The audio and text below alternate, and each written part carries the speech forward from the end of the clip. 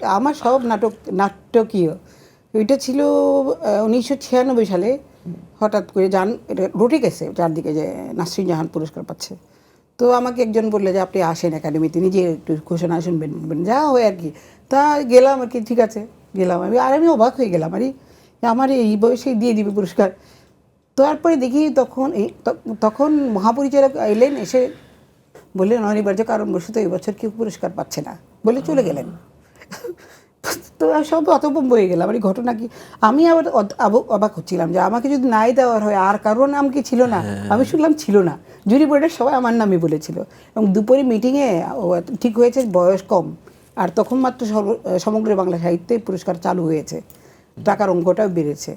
আমি ভাবলাম বয়স টয়স বাড়বে, আরও 50-60 বছর পরে পরে পুরস্কার পাবো, মাথায় তো কিছু নাই। পরে যে বছর, তার 2 বছর পর আমি যে বছর পেলাম, তখন কোনো আওয়াজ ছিল না, কারণ খুব কঠিনভাবে রক্ষা করা হয়েছে, এটা বদনাম হয়েছিল আমার সময়। তো তখন আমরা হয়েছে কি, আমরা এমনিতে তখন তো রেগুলার বইমেলায় যেতাম, আর পুরস্কার দেওয়া হলে আমরা গিয়ে দাঁড়াতাম আর কি, যদি দেখি কে পাচ্ছে।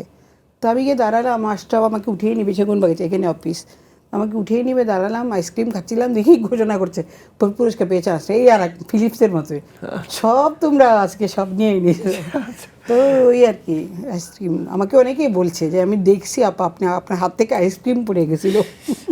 আচ্ছা, অর্থাৎ অনুভূতির যে দৃশ্যটা সেটা হয়তো আপনার চোখে পড়েনি, কিন্তু তারা দেখেছে ঠিকই। হ্যাঁ, ওরা দেখেছে। আমরা ঘোষণার পরে আমি আরে